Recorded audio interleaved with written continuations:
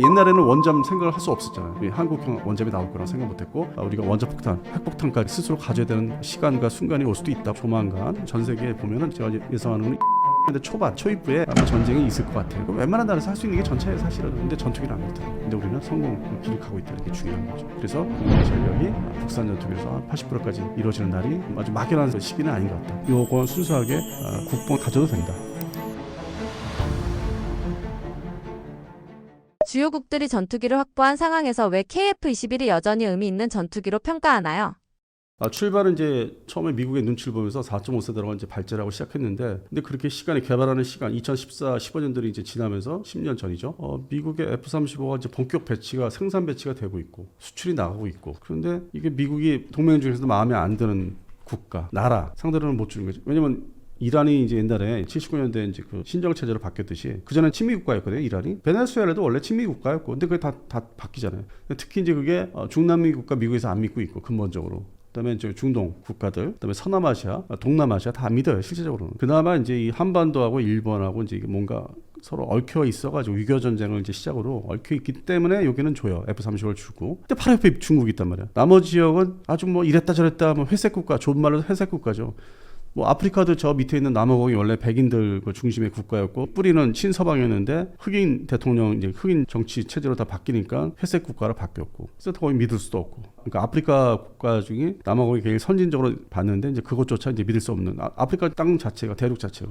그리고 이제 지금 이제 나토 그린란드 문제, 그것 때문에 나토하고 지금 외형상으로 문제가 있는데, 저는 그걸 또 보면서 덴마크 혼자 자기들 주권 지킨다고 자기 능력도 안 되는 국가가, 저 덴마크 그렇게 뭐 대단하도 안 보거든요. 낙농 국가라고 뭐 얘기를 알려져 있지만, 자기 어떤 능력에 안 맞게 그린란드를 지배하려고 그러고. 근데 전통적으로 1950년대 냉전 시작하면서 그린란드는 미국의 우주 탄도탄 날라오는 이제 방어할 수 있고 조경할 수 있는, 그거는 아주 오래됐어요. 그래서 그린란드는 그 정도 역할이 이제 있었는데 지금 이제 이렇게 문제가 커졌고.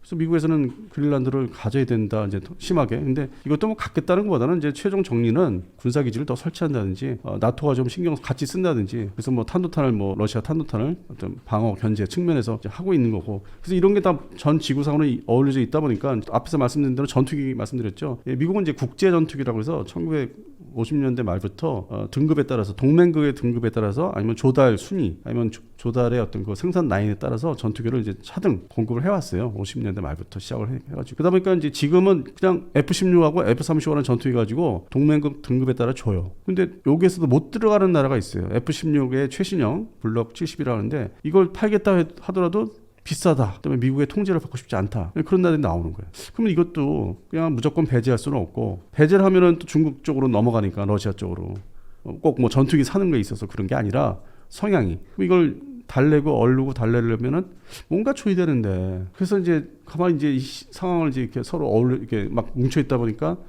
그 와중에 등장한 게 KF-21, 우리 대한민국 미디엄급 전투기로서 순수하게. 근데 이게 미국이 개입을 했던 게 엔진이잖아요. 우리가 엔진이 없잖아요. 뭐 10년 후나 15년에 우리 방위사업청의 주도해서 뭐 엔진을 만든다고 하는데, 그건 뭐 지켜봐야 되는 거고, 그 사람들은 무조건 된다고 해야만, 공무원의 특성이 그러니까.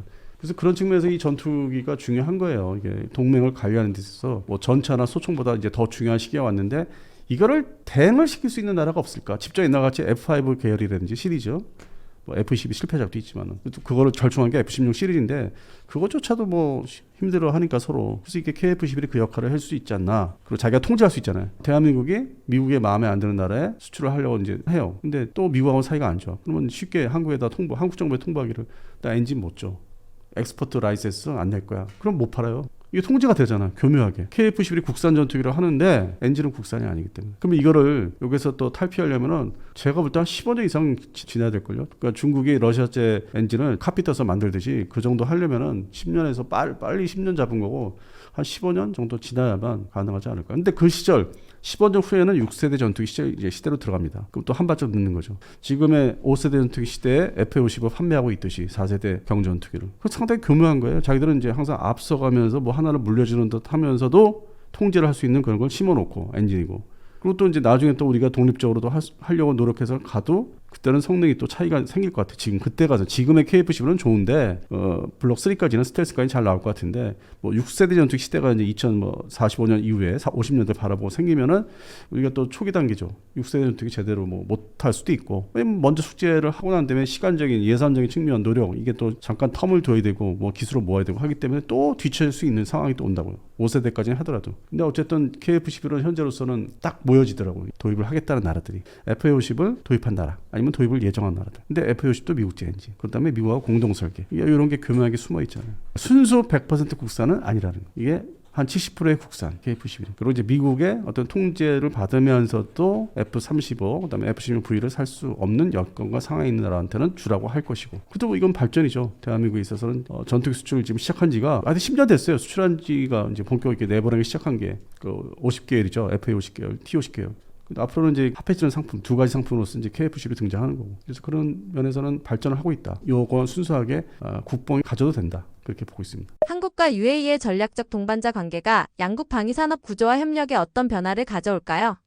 저는 그냥 간단히 말씀드려서 변화 없을 거라고 봐요. 저번에 우리 대통령이 가서 이제 만났는데 뭐 특별한 게 이루어진 게 현재는 없죠. 워낙 걔들이 요구한 게 까다롭고 아주 좀 심하기 때문에 역시 중동 국가들은 다 그런 면이 이제 강하죠. 그래서 실질적인 성과가 없었기 때문에 이제 외형적으로는 이제 우리 기자들한테는 이제 엠바고 걸었다 하는데 뒤집어서 이제 활용하는 거죠. 쟤들이 엠바고 발표하면 안 되는데 하는데 실제로 얻은 건 없는 것 같아요. 지금 여러 가지 그 현지 언론이라든지 아니면 주변국 언론에서 특별한 얘기 안 나와요. 상당히 이 중동 국가들은 기본적으로 이제 친미이면서도 또 미국이 워낙 이제 자기들을 이용을 하니까 한편은 여기저기 손을 이제 뻗치는 게 뭐 중국이라든지 뭐 다른 나라 인도도 있고 그래서 그런 측면에서 여기저기 이제 간을 보고 다니고 있기 때문에 저는 아랍에미리트 그렇게 뭐 일반적인 경제 교류야 뭐 그건 모르겠는데 군사 분야는 특전사 병력도 가 있지만은 지들이 아쉬워서 불러들인 거고 우리가 뭐 중동 지역에서 전쟁할 것도 아니고 뭔가 자원을 확보할 것도 아니고 그래서 그런 측면에서 좀 뭐 이렇게 편하게 생각할 수는 없었고 그래서 이번에 아랍에미리트의 뭐 전략적 동반자 관계 이거는 뭐 어느 날 갑자기 끝낼 수도 있어요. 그냥 깨질 수도 있고 중요한 게 아니고 양국 방위산업 구조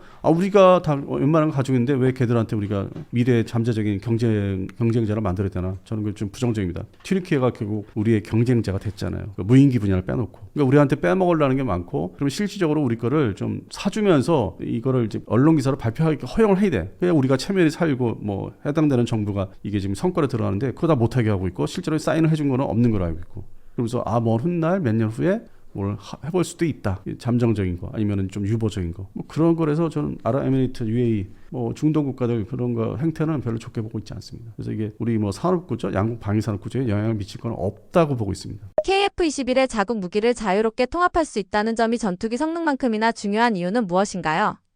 이게 다 뭐 이제 실종이 요즘에 얘기하는 컴퓨터 시스템 기본적으로 소프트웨어 미션 컴퓨터를 이렇게 단어가 내려가죠. 세분화되면 그거를 이제 손쉽게 업그레이드하고 바꿔서 연동해가지고 무기 발사가 이제 자동화되는 그런 이제 시스템이니까 미션 컴퓨터를 통해 이제 그래서 그 부분을 이제 자유롭게 할 수 있다고 하는데 문제는 이거만큼이나 뭐 중요한 이유는 무엇인가요? 아니 국산 무기가 없는데 뭘 지금 그 얘기를 하냐 싶은 거예요. 이거를 아니 국산 공중발사, 투발사 무기가 기껏해 KG집이 하나인데 공대공미사일 2종류 이제 개발 착수했다고 발표했고 장공지2, 뭐 공대함, 극초음속 이제 뭐 말로만 나왔어요. 말로만 이게 서류 형태로만 나온 거고 좀 구체화돼서 공중발사에서 목표물 타겟을 명주시켰다. 지금 양산을 앞두고 있다. 그런 얘기를 눈으로 확인하려면은 아마 이 현 정부의 거의 말기쯤에 그러면 그 다음 정부에서는 이제 생산 배치를 해야 되겠죠. 2030년대예요. 근데 그 전까지는 이거 막 머리 쥐어짜면서 해당되는 담당자들은 이거 연구 많이 하고 이제 밤새고 하겠죠. 근데 이제 시작이라는 거죠. 이런 부분 지금 질문하신 거에 대한 이런 부분은 이제 2026년 이제 시작이지 갈 길이 너무 멀어요. 그러니까 중요하죠. 우리 마음대로 무기를 주무를 수 있는 거. 전투기 플랫폼을 통해서 개발한 미사일 무기들을 통합해서 마음대로 사용할 수 있는 미국의 통제를 안 받고 이제 이런 사례는 이제 프랑스 라팔이 그렇죠. 그래서 프랑스 라팔이 처음에는 이제 제가 2001년도에 시험비행센터 라팔 시험비행센터를 그때 프랑스 갔었는데 그때하고 지금 비교하면 엄청난 차이가 나죠. 수출 시장이 있어서 아주 상당히 인기가 많고 그런데 이러기까지 만 25년 걸렸어요. 제가 2001년도에 시험비행센터 가서 복원이로 만 25년. 50년의 절반이잖아요. 그러니까 대한민국의 KF-11도 이 본격적으로 이제 수출이 더 늘어나려면 지금에 얘기하고 있는 국가들 한 4-5개국이죠. 진짜 살 것 같은. 여기서 더 늘어나려면은 보통 전투기 성공작들이 F-16 기준하면 20개국 넘어가요. 그다음에 프랑스 라팔이 지금 12, 13으로 넘어가고 숫자가 증가하고 있잖아요. 그 정도 최소한 프랑스 라팔.3 수출 대상국이 늘어나려면은 시간이 더 걸리지 않겠어요. 거의 블록 3 스텔스기가 개발이 완료되는 2040년 그때는 상당히 뭐 여기저기 생각지 못한 나라에서 이제 주문이 들어올 수 있죠. 뭐 사겠다, 팔아달라. 그러면 이제 2040년도에 가서는 우리가 블록 3 개발이 거의 대부분 완료가 돼 있고, 그다음에 최초의 한국형 엔진이라 할 수 있는, 그러니까 국산이라기보다는 한국형 엔진이 완성이 끝난 시기예요. 그럼 그때는 좀 더 늘어나겠죠. 그걸 보고. 근데 미국과 중국, 더 나아가 이제 러시아 포함해서 그때 6세대로 넘어가 있는데 6세대 전투기 초도분이 막 이제 배치가 되고 있을 때고, 우리는 5세대 개발을 완료해서 이제 판매를 시작해야 되는 시기고. 그러니까 이런 거를 면밀히 보면은 결국 과거 돌아온 것도 이제 그렇게 해서 다 성취했지만은 뭔가 격차는 이게 계속 간격은 벌어지는 거야. 이게 우리가 가면은 그래도 저희가 있고, 그런 면에서 또 그렇다고 안 할 수도 없고 해야 되고, 거기 수준에 맞게, 그러니까 미국이나 중국, 러시아 수준 말고 그 시장 말고 여기서 또 시장은 또 존재하니까 이거라도 해서 팔아 먹어야 되죠. 미국은 물려주면서, 미국은 그 부분을, 세대가 낮은 부분을 사실상 물려주면서 그건 네가 좀 메꿔줘. 근데 내가 싫어하는 나라는 팔지 마. 엑스포트 라이센스 안 줄 거야. 이제 그 지금 블록 2까지는 그렇잖아요. 근데 블록 3에서는 이제 라팔처럼 마음대로 수출한다기보다는 미국의 눈치를 좀 덜 보고 엔진을 국내에서 생산하면은 조달 시간이 좀 정확히 나오고, 그럼에도 근본적으로 미국한테는 눈치를 봐야 될 거예요. 이거 뭐 파키스탄 같은 데 팔 수 없잖아요. 그런 측면에서는 지금보다는 미국의 간섭과 견제를 좀 덜 받는다. 이게 가면 갈수록. 그래서 결국에는 이제 뭐 2050년대, 60년대 가서는 뭐 미국의 패권이 이제 지금보다 더 축소가 되면은 우리가 원자폭탄, 핵폭탄까지 이제 스스로 가져야 되는 시간과 순간이 올 수도 있다고 이제 또 말씀드렸고, 그래서 지금 현재로서 2026년 1월 현재로서는 요 정도 원잠까지 합의가 된 거. 그다음에 KF-11이 이제 양산 기체가 1호기가 양산형 부대에 배치할 수 있는, 이제 막 나오려고 한다. 그 직전 몇 달 전이다. 그러니까 여기까지 온 거예요 지금. 이렇게 75년, 1975년에 쭉 올라온 게 이 정도고, 앞에 또 이렇게 남아 있고. 그런 걸 생각하면은 좋기도 하면서도 답답하고, 제가 이제 나이가 이제 먹어서 그런지 제가 그때까지 그걸 다 볼 수 있을까 하는 그런 개인적인, 왜냐면 어렸을 때 초등학교 3학년 때부터 이제 이 생활을 했기 때문에 1971년부터요 보면은 이렇게 해서 발전을 했는데, 그때 당시 70년대 80년대는 이 무기체, 대한민국의 보유 무기를 맨날 답답해했거든. 전차 제대로 된 거 뭐 105mm 주포 달린 전차도 막 없어가지고 그럴 때 있었거든. 답답했거든 어렸을 때도. 근데 그건 이제 탈피한 시기가 되니까 내가 뭐 30대가 되고 40대가 되고 나이 먹잖아요. 사람이 수명이 이제 살날이 줄어드는 거잖아요. 근데 지금 와서 이제 원잠 얘기는, 근데 옛날에는 원잠 생각을 할 수 없었잖아요. 한국형 원잠이 나올 거라고 생각 못했고, 한국형 전투기, 그것도 스텔스 전투기 나올 거라고 전혀 상상 못했던 시기가 하다못해 90년대, 2000년대, 2000한 거의 뭐 4, 5년까지 그랬죠. 근데 지금 2026년 오니까 된다고 하잖아요. 그런 측면에서 이제 이게 시간, 뭐 돈도, 예산도 중요하고, 우리 응원하는 국민들의 어떤 지켜볼 수 있는 시간도 이게 다 서로 다 다르고, 그래서 이게 KF-11 어쨌든 2014, 15년대에 이제 승인이 나서 사실상 10년 만에 완성인 최초의 기체 블록 1이 실전 배치할 수 있는 기체가 나왔다는 게 10년 걸려서 이거를 조만간 볼 수 있다는 게 좀 의미가 있다, 개인적으로 보면. 그럼 다음에 이제 블록 2가 더 땡겨져서 2027년, 8년에 빨리 보고 막 떨어뜨리는 미사일 쏘고 하는 거 지상으로. 그리고 이제 2030년, 32년 정도 되면은 스텔스 전투 개발 진짜 합니다. 아주 공개적 만천하 이제 여러 나라들 다 대놓고 할 수 있는, 공개 발표할 수 있는 게 2032년. 근데 향후 앞으로 한 그것도 7년, 8년 남아 있죠. 한국형 스텔스 전투기 아주 공식적으로 발표해서 할 수 있는. 그래서 하여튼 KF-11이 또 이게 성취감도 있지만 갈 길도 멀다. 완성이 된 게 아니다. 그리고 그 다음에는 우리가 2040년대는 6세대로 빨리 들어갈 진입을 해야 되는데 어떻게 만들 것인지, 뭐 중간에 유무위복합도 얘기하는데 그 동시에 해야 되고, 그러니까 점점 뭐 숙제가 늘어나고 공군이 획득할 무기 종류도, 그러니까 항공기 플랫폼도 늘어나고, 그러다 보니까 육군에서는 견제하고 자기들 탄도탄을 다 그대로 살 수 없으니까 또 해군은 원잠을 해야 되고, 해병대는 독립해야 되고, 또 시작이에요 새롭게. 뭐 전에 뭐 20년 전에 수건 사업을 했던 게 지금 어느 정도 완성이 됐다면 또 시작이에요. 또 새 출발이 지금 또 앞으로의 미래 20년을 앞두고, KF-11 상징성은 또 제일 첫 번째니까. 출발점에 있어서 여러 무기체계가 있는데 이 플랫폼이 제일 첫 번째예요. 그래서 상징성, 의미는 대단하다. 근데 한편으로는 어두운 면은 미국의 통제가 아직도 존재하고 있다. KF-21 블록 업그레이드가 공군 전략과 임무 수행에 어떤 의미를 주나요? 일단 한반도의 제공권 장악에 있어서는 북한이 러시아제 최소한 SU-30 시리즈든지 뭐 MKK, 그다음에 SU-35 이런 걸 이제 뭐 도입하지 않은 상태에서는 최고의 한반도 독자적으로 미공군, 뭐 하다못해 지금 뭐 예전에는 우리를 스스로 이제 미국에 대해 비하했는 게 대한민국 공군은 7공군의 일부다 이렇게, 또 아직도 살아있는 부분이 있는데 주일 미군의 항공전력 요거를 직접 전쟁 초기에 지원을 안 받더라도 독자적으로 전체 한반도를 이제 장악을 하려면, 제공권 장악하려면은 KF-11 역할이 상당히 대단히 중요합니다. 지금의 KF-16이 이제 개량되고 있는데 뭐 A사 레이더 장착하고, 근데 그거 가지고는 안 돼요. 이 한반도 상황이 너무 이렇게 방공망이 현재로서 확인이 안 됐지만은 북한 방공망이 계속 거기도 발전을 시키고 있기 때문에 중간에 이제 주춤한 시기는 있었지만은 과거 10년 사이에, 그래서 이제 발전을 또 시키고 자체 개발, 그러니까 중국 기술을 받아들이고 러시아에서 또 뭘 컴포넌트 받아서 그들도 지금 방공망을 다시 이제 S300 시리즈 이상으로 이제 발전시키고 있기 때문에 그거를 다 붕괴시켜버리고 하려면, 점령을 이제 제공권 장악하려면은 KF-11이 앞으로 이제 전자전기도 만들 것이기 때문에 그 시스템도 일부 들어가고 블록 2에서 그래서 그런 측면에서는 역할, 임무 수행, 그다음에 국산 그 미사일들을 투발사를 이제 2030년대부터 양산 배치해서 본격적으로 우리가 자체적으로 생산하면은 수급 조달이 이제 용이하고 가격을 낮출 수 있고 그래서 이 KF-11을 갖는 역할은 그동안에 우리가 KF-16 170대 가까운 숫자가 좀 버텼다면 이제 그것은 점점 줄여버리고 지금의 KF-5 없애려고 하듯이 그래서 이런 전략 전술적인 측면에서는 상당히 중요하죠. 그리고 이제 정말 핵심적인 미공군하고 작전할 때 들어갈 수 있는 게 이제 우리 지금 갖고 있는 39대 F-35A 뭐 추가로 20대 들어온다고 하지만은 그거는 이제 미국하고 연합 작전에 있어서 아주 같이 갈 수 있는 KF-15는 이제 미군이 다른 작전할 때 우리가 독자적으로 투입할 수 있는 전력 물론 이제 F-15K는 그 다음에 이제 들어올 수 있겠지만 그래서 이게 상당히 지금 이 대한민국 공군의 앞으로 80주년이 되는데 조만간 그때 가면 이 KF-21의 존재가 이제 그런 상징성도 있고 공군력의 대들보 허리 숫자가 이제 뭐 지금 불협화음이 있지만 삐끗덕거리지만 120대 만들고 또 추가로 만들 거예요. 그러면 국산 전투기의 비율이 지금은 이제 FA50 60대밖에 안 된다고 하지만 그때 가서 50% 이상 이제 점유율이 점점 늘어날 수 있는 커질 수 있는 그리고 이제 블록 3 6세대 거기까지 쭉 이어지면은 옆에 있는 서해 황해 쪽에 있는 중국 공군의 그런 걔들이 했던 것처럼 우리도 이제 그렇게 가는 거죠. 어떤 이 중국 공군이 이제 해군 항공대, 과거에 소련이나 러시아의 항공기 전투기를 이제 카피, 모방 생산, 데드 카피 해서 그렇게 버티다가 이제 독자적인 거로 이제 갈아타고 있는 시기거든요. 근데 그 다음에 이제 우리 시기상을 보면 얘네들이 먼저 하고 중국 애들이 2040년대 가면 우리가 이제 그렇게 절반의 전투기는 국산으로 이제 뭐 형식상 국산으로 하지만은 엔진 때문에 50% 이상 점유율을 키울 수 있다는 거. 그러면 최종적으로 또 시간이 흐르면은 2060년대 하면은 점유율을 뭐 80%까지 올릴 수 있고 F-35A는 또 장기간 운영할 테니까 기존에 F-15K, KF-16을 다 그때는 도태시켜야 되니까 없어지고. 그러면 결국 국산 전투기의 점유율이 상당히 높아지고 그게 의미가 있는 거죠. 그리고 한반도 통일이 안 된 상태로 보면 이제 미국 입장에서는 그냥 맡기는 거죠. 내가 이제 안 도와줘도 네가 이제 혼자 다 해. 그러면 이제 동맹의 내용이 좀 바뀔 수는 있는 거죠. 지금과 달라질 수 있는 거. 그래서 이게 어떤 그 국가 간에 아니면 대륙 간에 지구상에 거기에 흐름에 맞춰서 갈 수 있는 어떤 그 여러 가지 요소 중에서 전투기가 또 상당히 중요하다. 이 핵무기가 가장 중요하다고 하지만은 재래식 무기에서 어떤 독립성, 상징성, 기술력 이거는 전투기예요. 전차는 자세히 보면은 전차는 많은 나라들이 했어. 뭐 2차 대전 이후에 동유럽 중심의 뭐 T-72계를 모방 생산, 개조 생산 그부터 해서 그다음에 뭐 영국제 센츄리온 전차라든지 뭐 미국제 전차라든지 이걸 다 모방 생산해서 전 세계에 보면은 전투기에 비교하면은 웬만한 나라에서 할 수 있는 게 전차예요. 사실은 좀만 신경 쓰면은. 근데 전투기는 안 그렇다는 거예요. 시도했다가 실패한 나라가 더 많다는 거예요. 근데 우리는 성공하고 있다는 성공 그 길을 가고 있다는 게 중요한 거죠. 그래서 공군의 전력이 국산 전투기로서 80%까지 이루어지는 날이 그렇게 아주 막연한 시기는 아닌 것 같다.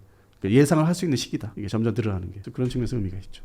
AI 파일럿 무인기가 KF-21과 함께 작전할 경우 공군의 전투 방식은 어떻게 달라질까요? 그냥 간단히 얘기해서 AI라면 모든 게 다 되는 걸로 알고 있는데 이것도 뭐 지금 거꾸로 뒤로 가면 전력 문제가 또 생기고 그 소프트웨어를 이렇게 나오게 하기 위해서 그 거기에 부품도 들어가 있지 않습니까? 여러 가지 뭐 전문 용어도 있지 않습니까? 혼자 얘가 무슨 그냥 자동으로 이렇게 무슨 사람처럼 이렇게 탁 횡동하는 거 아니기 때문에 이것은 이제 무인 전투기, 무인 공격기를 한 대의 유인 전투기가 통제를 하려면은 그 컴퓨터 시스템, 데이터 링크, 뭐 양방향성, 뭐 지향성 이게 지금 눈에 안 보이는 시스템이 다 심어져서 그게 다 제대로 거리상, 위치상 안전하게 재밍받아도 이게 유지가 될 수 있고 에러가 안 나는 뭐 이제 그런 쪽으로 지금 가고 있잖아요. 모든 시스템이 다 모이잖아요. 일반 과학 기술이. 그래서 거기에 들어가고 해야만 한 대의 모성 같은 전투기가 여러 대를 이렇게 앞에 미끼식으로 내세워서 아니면 직접 공격을 하게끔 하는 그런 부분에서 AI가 이제 순간순간 판단 해야 되잖아요. 조합을 다 해가지고 탁 그냥 순식간에.